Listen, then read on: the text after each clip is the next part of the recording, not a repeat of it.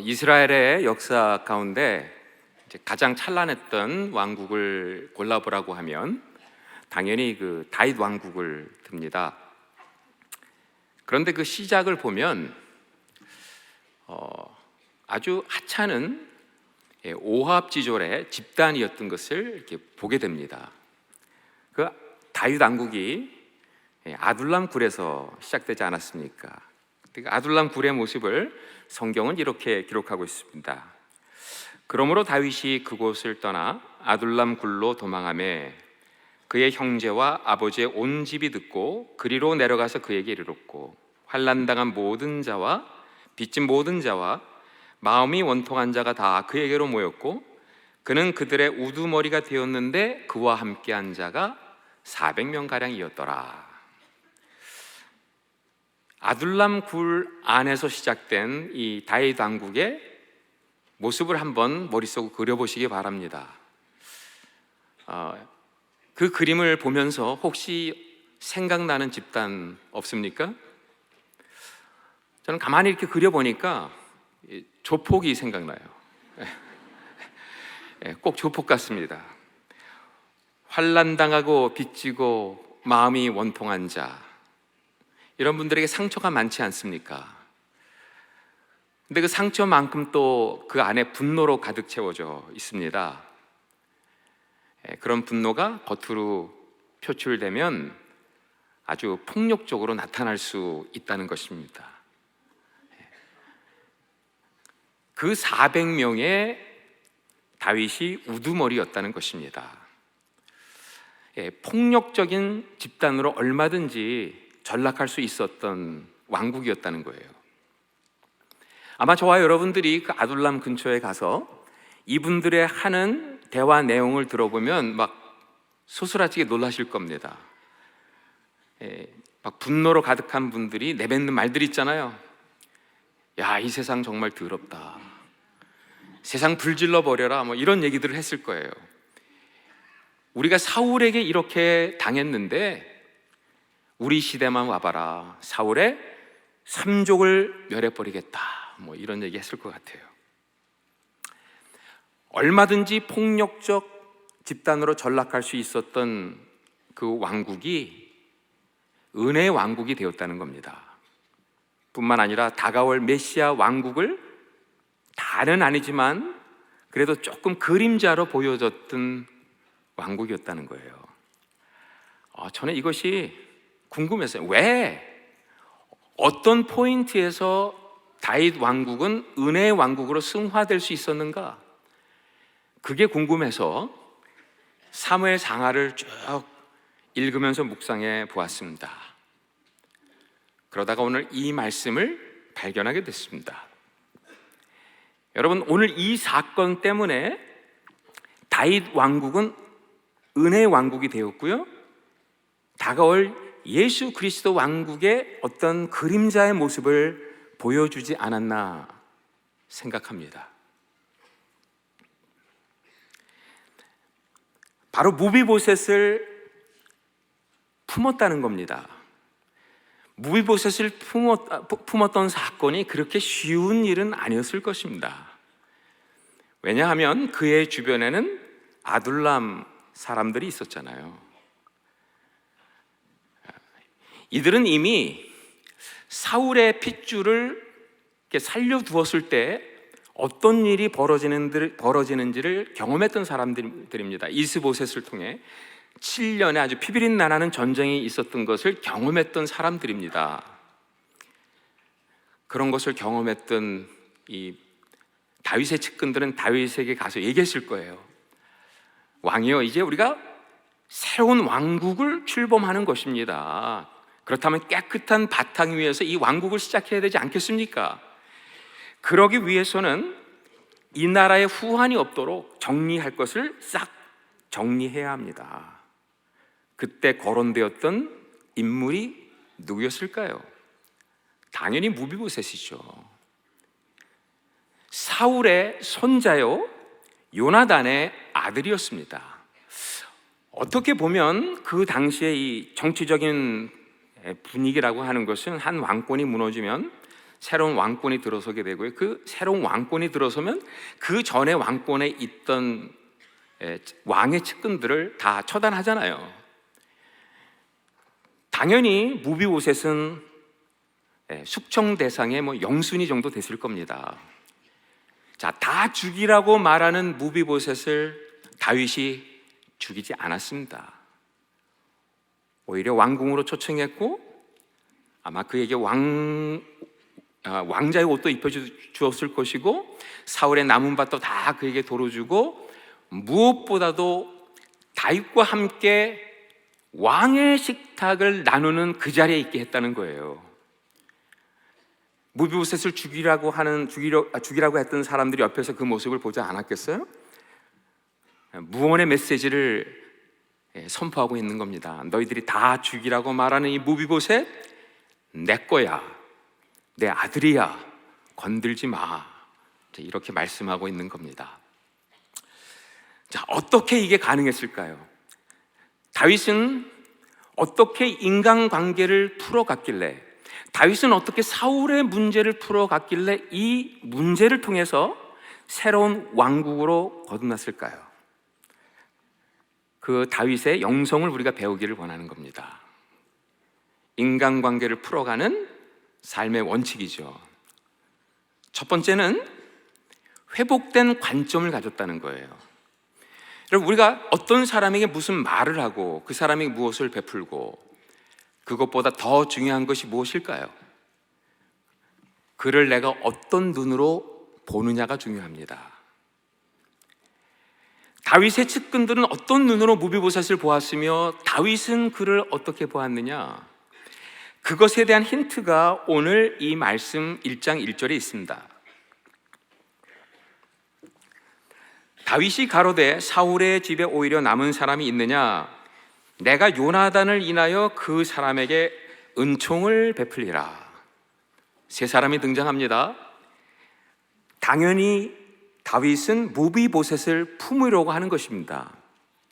그런데 무비보셋을 품으려고 봤더니 무비보셋과 연관된 두 사람이 함께 떠올랐다는 거예요. 무비보셋의 할아버지 사울이 떠올랐고 무비보셋의 아버지 요나단이 떠올랐습니다. 여기에 다윗의 도전이 있었던 거죠. 무비보셋을 사울의 손자로 볼 것이냐, 아니면 요나단의 아들로 볼 것이냐. 상반된 관점입니다. 나에게 창을 던진 사울의 관점으로 볼 것이냐, 창을 막아준 요나단의 관점으로 볼 것이냐. 여러분, 어떤 관점으로 보았느냐에 따라서 한 사람이 죽어나가기도 하고요, 한 사람이 생명을 얻기도 합니다. 우리의 관점이 그렇게 무섭다는 겁니다. 그래서 우리는 우리의 관점을 회복시켜 달라고 하나님 앞에 날마다 기도해야 된다고 생각합니다. 두 사람, 사울, 요나단. 사울은 다윗에게 어떤 사람입니까? 사울은 다윗에게 창을 던진 사람입니다. 칼집이 풀어서 다윗을 죽이려고 했던 사람. 그러니까 그를 생각하면 다윗이 받은 많은 상처들이 떠올랐겠죠. 그 상처들이 다윗의 기억이라는 장부 속에 낱낱이 기록되어 있습니다. 바로 사울의 장부인 것입니다. 무비보셋의 일을 처리하기 위해서 사울의 장부를 끄집어내서 사울의 장부에 기록한 대로 그대로 갚아 주었다고 생각해 보십시다. 무비보셋 어떻게 됐을까요? 죽임을 당하게 됩니다. 그런데 요나단이 또 있는 거예요. 요나단은 누굽니까? 사울이 다윗에게 던진 창을 막아주었습니다. 사실 자기가 왕이 될 수도 있었습니다. 그런데 다윗이 왕이 되는 길을 목숨 걸고 놓아주었던 사람이에요. 그러니까 다윗이 요나단을 생각하면 다윗의 마음속에는 그가 받은 많은 은혜의 추억들이 떠올랐을 거예요. 그런 은혜의 추억들이 다윗의 기억의 장부 속에 그대로 다 적혀 있었다는 거예요. 요나단의 장부입니다. 자, 요나단의 장부를 끄집어내서 무비보셋의 일을 처리하고자 했더니 무비보셋은 죽어 마땅한 죄인이 아니라 오히려 내가 받은 은혜를 베풀어 주어야 되는 은혜 입을 자라는 것을 깨닫게 된 거죠. 다윗의 내면에 두 개의 장부가 싸우고 있습니다. 사울의 장부를 끄집어내면 무비보셋 죽습니다. 요나단의 장부를 끄집어내면 무비보셋 삽니다. 여기서 다윗은 어떤 장부를 끄집어냅니까? 사울의 장부가 아니죠. 요나단의 장부를 끄집어냅니다. 사울의 손자 무비보셋이 아니었다는 거예요. 요나단의 아들 무비보셋이었다는 겁니다. 나에게 창을 던진 사울의 손자 무비보셋이 아니라 나에게 던진 창을 막아준, 창의 방패가 되어준 요나단의 아들이었다는 것이죠. 그래서 다윗은 내가 요나단으로 말미암아 은총을 베풀리라, 요나단 때문에 은총을 베풀리라 두 번이나 강조합니다. 요나단이 원인이 된 인간관계로 풀어가겠다. 사울이 원인이 된 인간관계로는 한 발자국도 나가지 않겠다. 미움과 증오가 원인이 된 인간관계는 사람을 죽인다. 사랑과 용서가 원인이 된 인간관계는 생명을 살린다. 이 원칙으로 그를 품었기 때문에 이 다윗 왕국이 은혜의 왕국의 모습을 띌 수 있었다는 겁니다. 우리 한국말 속담에 은혜는 물에 새기고 원수는 돌판에 새긴다는 말이 있습니다. 참 심각한 속담입니다, 여러분. 이런 속담을 가진 저와 여러분들은 더 심각하게 하나님 앞에서 이 관계를 위해서 기도해야 될 줄 믿습니다. 받은 은혜는 너무도 많은데 관계 속에서 내가 받은 은혜는 다 물에 식혀 흘러보내고 내가 당한 거 내 마음의 돌판에 팍 새겨놓고 아침에도 생각하고 점심때도 생각하고 꿈에서까지 생각하면서 그 사울의 장부를 묵상하다 보니까 신앙생활 1년, 2년, 3년 하면서 내 안에 사울의 장부만 잔뜩 키우는 겁니다, 여러분. 경험하셨을 것이라 믿습니다. 처음에는 내 안에 작은 사울의 물고기가 있는데 그 물고기를 생각하고 묵상하다 보면 이 사울의 물고기가 저절로 힘을 받아요. 여러분, 이 사울의 장부를 키우기 위해서 저와 여러분들이 해야 될 게 아무것도 없어요. 그냥 죄성을 지닌 인간의 마음속에는 사울의 장부가 편안하거든요. 그러니까 힘을 받아서 막 저절로 자라가요. 이 물고기가 커집니다. 이게 안에 있기는 너무도 커진 물고기가 되어버리니까 우리가 그것을 뱉어버리잖아요. 이제 사울의 장부를 간증하고 다니는 거예요. 근데 딱 뱉는 순간에 그 물고기는 우리를 집어삼키고 내가 원치 않는 곳으로 끌고 간다는 거예요. 사울의 장부에 이제 묶여버린 겁니다. 여러분, 이 악순환을 끊어버려야 합니다. 어떻게 끊어버려요? 억지로 참으면 됩니까? 화병 걸립니다. 옆에 사람들한테 막 얘기하고 다니면 됩니까? 해보니까 나도 망가지고 그 사람도 망가지더라고요. 여러분, 이 모든 사울의 장부를 예수님께 갖고 나오셔야 합니다. 특별히 예수님의 십자가 앞에 가지고 나오셔야 돼요. 이 자리에 오신 분들 가운데 예수님보다 더 억울하신 분 계십니까? 예수님이 당한 수치보다 더 큰 수치를 당하신 분 계십니까? 예수님보다 더 깊은 상처를 받으신 분 계십니까? 아무도 없다고 생각합니다. 그래서 그분은 우리의 아픔을 아시고 우리의 수치를 아시고 우리의 억울함을 아시는 분입니다. 그분 앞에요, 우리가 솔직해졌으면 좋겠습니다. 아프면 아프다고, 힘들면 힘들다고, 억울하면 억울하다고, 내가 용서하고 싶은데 용서가 안 되면 안 된다고 주님 앞에 그냥 내 마음에 있는 이 전모를 드러내놓고 솔직하게 아뢰는 겁니다. 그렇게 열심히 아뢰면 주님이 그냥 가만히 보고 계십니다. 다 끝나면 찾아오셔서 그냥 팍 껴안아 주시고, 힘들었겠다, 너 너무 힘들었겠다, 너 억울했겠다. 그리고 우리를 만져주시고 이렇게 말씀하시죠. 나와 함께 그 사울의 장부를 십자가에 못 박자. 그리고 나와 함께 요나단의 장부로 부활하자. 사울의 장부로 죽고 요나단의 장부로 사는 날마다의 체험을 통해서 우리는 은혜의 식탁을 경험하게 되는 것입니다. 이런 축복이 저 여러분들의 축복이 될 수 있기를 바랍니다. 사실 제가 이런 말을 할 자격이 있는지 모르겠어요. 저는 밖에서는 인간관계가 참 좋았는데 사실 아버지랑 관계가 그렇게 썩 좋지 못했습니다. 좀 애증의 관계였던 것 같아요. 저 아버지를 우리 3남매 중에 제일 사랑했어요. 그런데 또 우리 3남매 중에 아버지를 제일 미워한 적도 있어요. 우리 아버님은 평소에는 인간적으로 너무도 정이 많으신 좋으신 분이었었어요. 우리 어머님은 좀 차가우신 분이었습니다. 그러니까 아버지께 늘 안겼죠. 그런데 술만 드셨다 하면 완전히 딴 사람이 되는 겁니다. 평소에 이렇게 좀 내성적인 분이셨는데 술만 드셨다면 하고 싶은 얘기를 그냥 다 해버립니다. 근데 문제는 자주 술을 드셨다는 거예요. 그러니까 아버지가 술 드시고 집에 들어오는 날은 다들 어디론가 사라져 버립니다.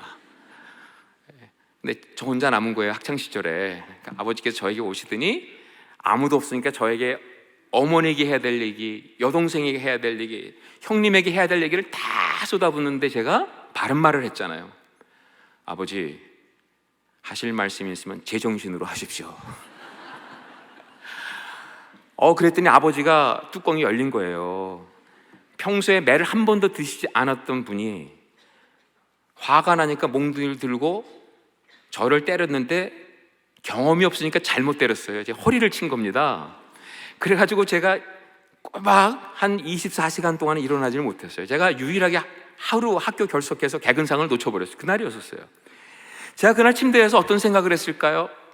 나는 저런 모습이 싫다.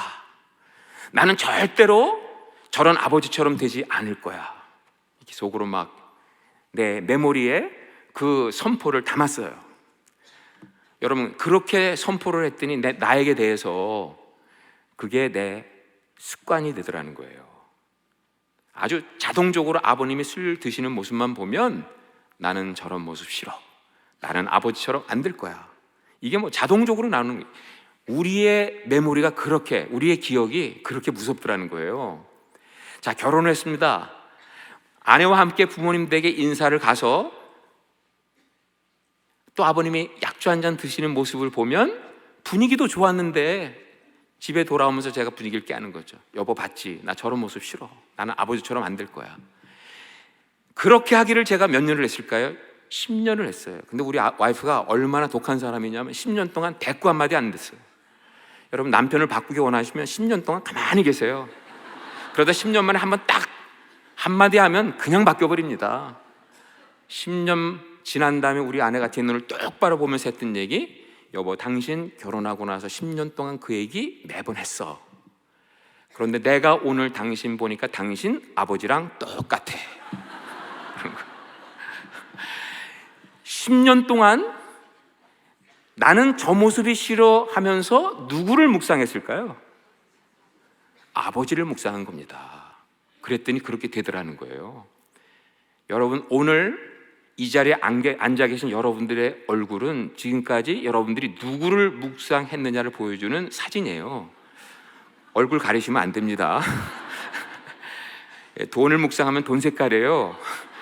파워를 묵상하면 이 눈에 그 파워에 대한 욕심이 다 들어있어요.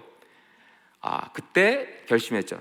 이렇게 살면 안 되겠다 해서 그걸 고쳐보려고 했는데 여러분, 습관을 고치는 게 그렇게 힘들더라는 거예요. 결국은 마지막까지 애를 썼는데 이 애증의 관계를 넘어가지 못하고 결국 2007년도에 아버님을 먼저 보내드렸어요.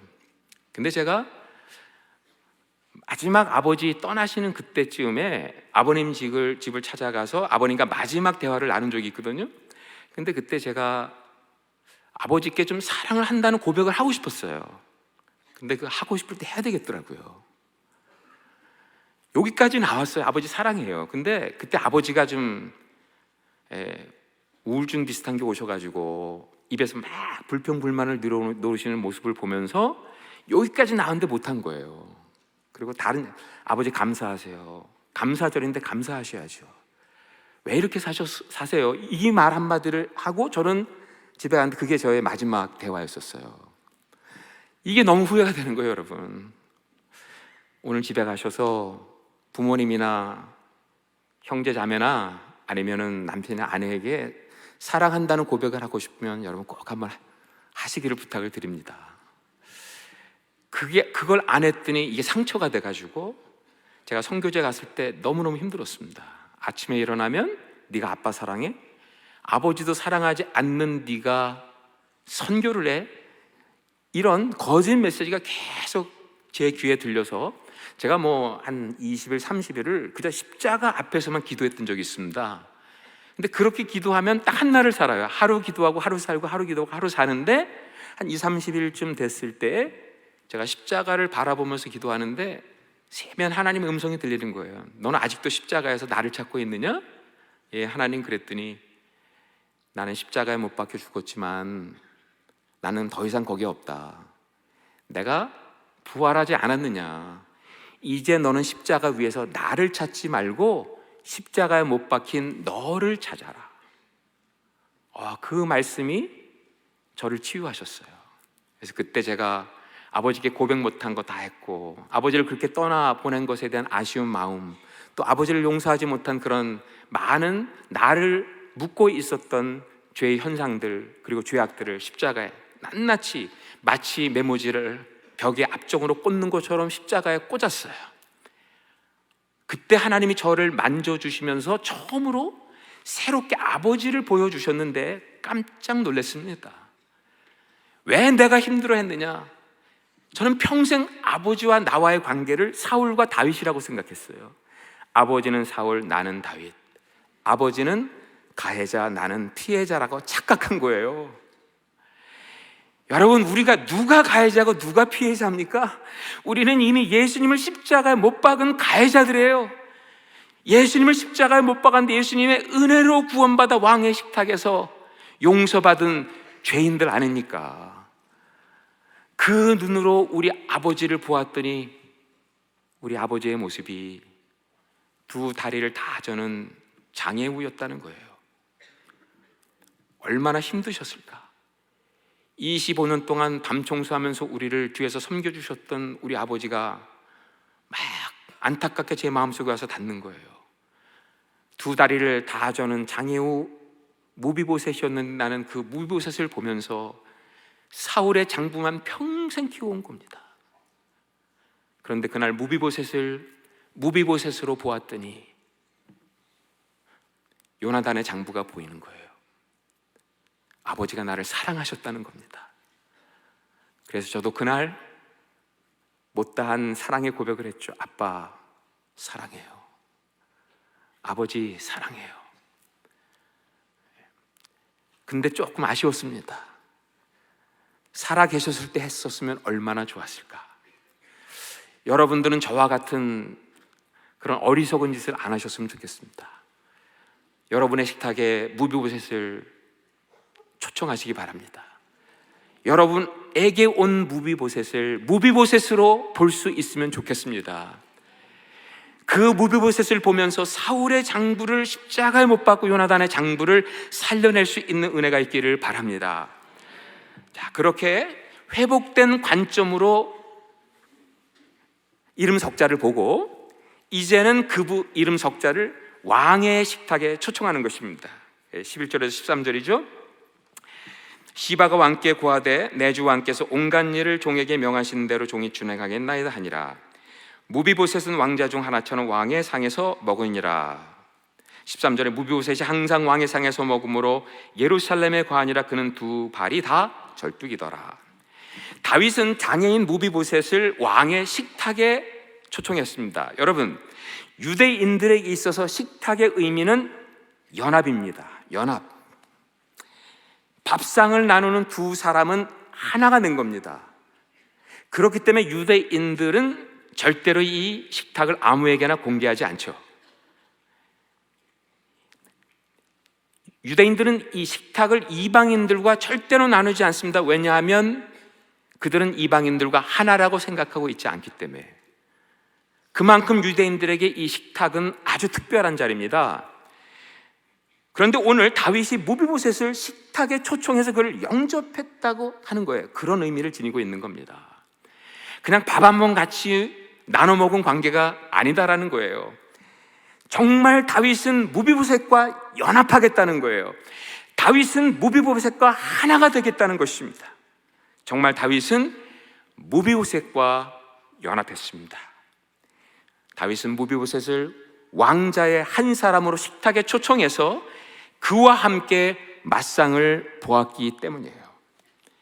그 결과로 왕의 식탁에서 무비보셋의 모든 것이 달라지게 되었던 겁니다. 그는 항상 왕의 상에서 먹으니라.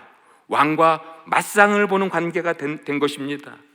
왕의 식탁을 나누기 전에는 장애우였습니다.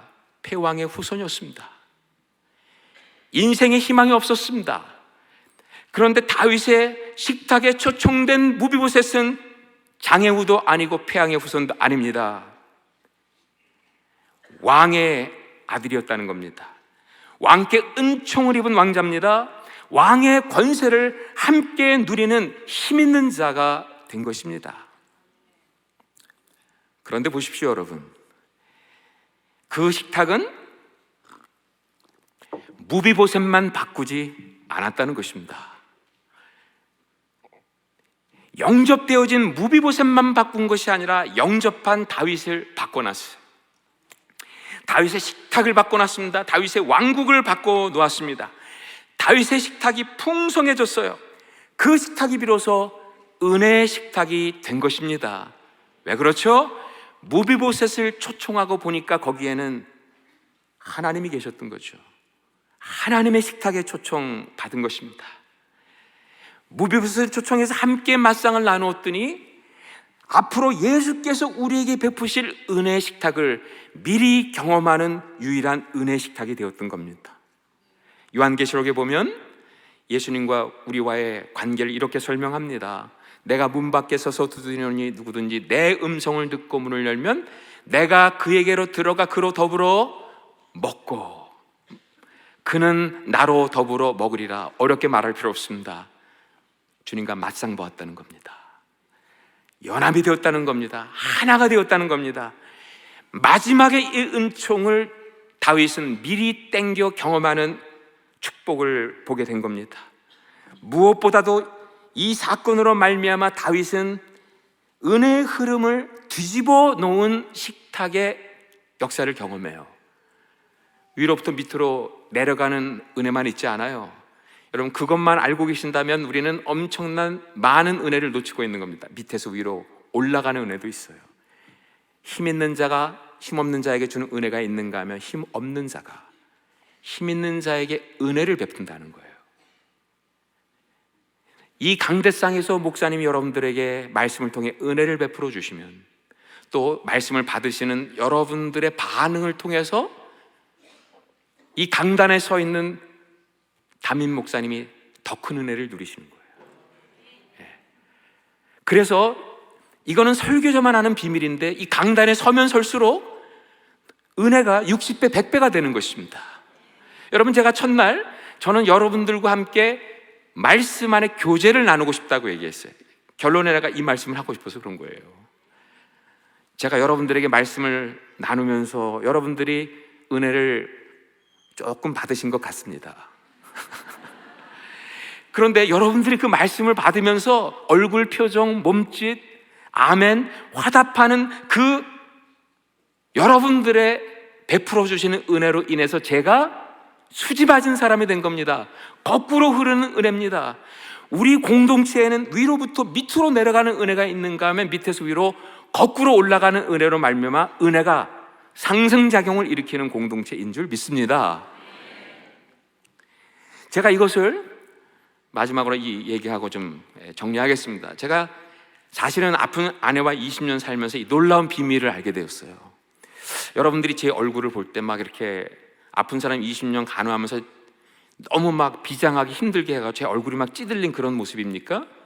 아니면 좀 편안해 보이죠, 여러분? 이 말하면 아픈 사람과 함께 살지 않았던 모습이죠. 여러분들이 모르는 비밀이 있어요. 제가 은혜 받았어요. 아픈 사람이랑 살면서 거꾸로 흐르는 은혜를 제가 받았습니다. 그 하나 이야기만 제가 소개하고 마치겠습니다. 제가 목회를 한참 하고 있을 때입니다. 어느 집에 신방을 갔는데 보통 우리 아내가 신방을 갔을 때 전화를 하지 않습니다. 근데 예배를 보고 있는데 전화 계속 걸려오는데 우리 아내예요. 7통의 전화가 걸려왔어요. 그래서 예배를 끝내고 바로 메시지 체크를 했더니 우리 아내가 7통을 보냈는데 메시지 속에 여보 그러고 끝나는 거예요. 근데 그 소리가 너무 힘이 없고 굉장히 그 아픈 사람의 목소리였었어요. 여보 그러고 더 이상 말을 잇지 못하는 거예요. 무슨 일이 생겼구나 해가지고 다른 신방 스케줄은 우리 다른 분들께 맡기고 저는 집으로 돌아갔죠. 집에 돌아가서 문을 열고 들어가 보니까 우리 아내가 안방 앞에 쓰러져 있는 거예요. 근데 배를 움켜쥐고 있는데 막 고통스러운 그런 모습을 띠고 있고 고통스러운 소리를 내고 있었어요. 너무 아파하는 거예요. 요만큼도 움직이지를 못합니다. 그러다가 전화를 해서 말을 해야 되는데 말을 잇지를 못했던 상황이었죠. 이제 그 상황을 저는 보고 빨리 병원으로 옮겨야 되겠다 해서 전화를 걸려고 했더니 여보 그러는 거예요. 잠깐 내가 지금 너무 아프니까 일단은 나를 위해서 기도해 달라고. 그러면 당연히 교인들이 기도해 달라고 부탁을 하면 뭐 1시간, 2시간 자동차 타고 가서도 기도해 드리는데 사랑하는 아내가 여기 5m 전방 밖에서 나보고 거리에서 기도해 달라고 하는데 그거 안 가겠습니까? 근데 이 발이 안 떨어지는 거예요. 한 발짝도 못 움직였어요. 왜 그랬을까요? 10년 이상 기도했는데 몸이 좋아지는 것이 아니라 나빠지는 거예요. 회복의 조짐이 그만큼도 보이질 않으니까 기도의 자신감을 잃어버린 겁니다. 오늘 내가 기도하지만 또 낫지 않을 텐데 이런 마음이 내 발목을 잡았던 거예요. 낑낑대다가 제가 하나님 앞에 솔직해졌어요. 하나님 언제까지니까? 언제까지 내가 이렇게 힘들어야 합니까? 하나님 제가 뭐 아내가 회복돼서 커다란 거 바라는 거 아니잖아요. 그저 한번 같이 신방 갈 수 있으면 너무 좋겠는데 그거 하나 들어주시지 않습니까? 하나님 언제까지 몸이 성한 제가 몸이 아픈 우리 아내의 은혜를 베풀어 줘야 합니까? 이 얘기가 딱 떨어지는 순간에 갑자기 하나님의 들려지는 음성이 너무나 많이 들리는 게 내 마음의 감동으로 주님이 이러십니다. 야, 네가 아픈 아내와 함께 살아줌으로 은혜를 베풀었다고 생각하느냐? 아니다. 아픈 아내가 너와 함께 살아준 게 은혜다. 하나님 이해를 못하겠습니다. 좀 해석 좀 해주십시오. 그랬더니 계속 말씀을 주시는데 정말 은혜였더라고요. 아내가 그렇게 고통 가운데 있었기 때문에 제가 요만한 목사가 된 겁니다. 아내가 아파서 누워있는 그 장면을 매일 집에 가서 목도하고 경험했기 때문에 저희 교회에는 많은 아픈 성도들이 몰려들었어요. 그분들 내가 신방 안 간다고 그분들이 갈등하지 않아요. 왜요? 아픈 사모님과 함께 사는 우리 목사님 우리 이해할 거야. 이게 철저하게 믿어주는 이게 은혜 아닙니까 여러분? 믿어주는 거 은혜죠. 근데 무엇보다 그날 저는 골고다의 십자가가 아닌 내 침실의 십자가를 본 거예요. 저는 골고다의 십자가만 봤지 내 옆에 십자가가 있다는 것을 보지 못했는데 아파서 누워있는 쩔쩔매는 일어나지 못하는 그 여인의 모습이 바로 십자가였다는 거예요. 아, 주님이 저렇게 돌아가셨구나. 가장 전능하신 하나님께서 무능한 모습으로 십자가에 돌아가셨던 그 모습이 내 앞에 펼쳐지는 거예요. 저게 십자가구나. 그때 저는 다가설 수 있었고 그를 끌어안고 기도할 수 있었어요. 나는 아내를 끌어안았는데 십자가 못 박혀 돌아가신 예수님은 저를 안고 계시더라는 거예요. 저를 위로해 주셨습니다. 왕의 식탁을 예배해 주셨습니다. 그리고 저는 그 자리에서 담대하게 고백을 했어요. 하나님, I am what I am by the grace of God. 나의 나 된 것은 하나님의 은혜입니다. 나의 나 된 것 속에는, 그 빙 속에는 과거에 힘들고 어렵고 어두웠던 시간들이 있었습니다. 그러나 그것은 은혜가 아니고 잘 나갔고 성공했고 앞으로 나아갔고 그런 시간들만 은혜였다고 착각했던 나의 모습을 보게 된 거예요. 아니에요. 총체적인 은혜입니다. 아팠던 시간도 은혜요, 힘들었던 시간도 은혜요, 잊고 싶었던 순간도 다 총체적으로 하나님의 은혜라고 선포를 함으로 거꾸로 흐르는 은혜를 체험하는 역사가 있었던 것입니다. 여러분, 여러분의 오늘 이 모습 이대로가 은혜인 줄 믿습니다. 이 모습 이대로 속에는 힘든 시간도 있었고 고난의 시간도 있었고 지워버린 시간, 다 버리고 싶은 시간 다 있었어요. 여러분들이 은혜를 취사 선택해서는 안 돼요. 다 은혜인 줄 믿습니다. 은혜가 아닌 것이 하나도 없는 줄을 믿습니다. 오늘 우리가 왕의 식탁에 함께 초청되어서 주님의 왕 앞에서 함께 식탁을 나누면 모든 것이 은혜되는 줄 믿습니다. 사랑하지 못할 성도 한 명도 없는 줄 믿습니다. 그 안에서 천국의 공동체를 미리 맛보는 아름다운 역사 있을 줄 믿습니다. 기도하겠습니다. 사랑의 주님, 감사합니다. 우리가 어떻게 우리 마음대로 우리의 의지로 사울의 장부를 지울 수 있겠습니까? 그러나 성령님, 우리에게 찾아오시고 십자가 못 박혀 돌아가신 예수 주님의 놀라운 사랑을 우리에게 다시 한번 부어주심으로 우리의 의지로 할 수 없었던 것들을 하나님의 능력으로 못 박을 수 있게 하셔서 감사합니다. 이제는 앞으로 우리가 인간관계를 풀어갈 때 다윗, 요나단의 장부로만 사람들을 보게 하시고 대하게 하시고 영접하게 하여 주옵소서. 그래서 아버지는 그 관계 속에서 천국이 임하고 그 관계 속에 왕의 식탁이 우리의 식탁 되는 축복을 보고 경험하게 하여 주옵소서. 그렇게 하실 주님께 감사드리며 사랑하는 예수님의 이름으로 기도했사옵나이다. 아멘.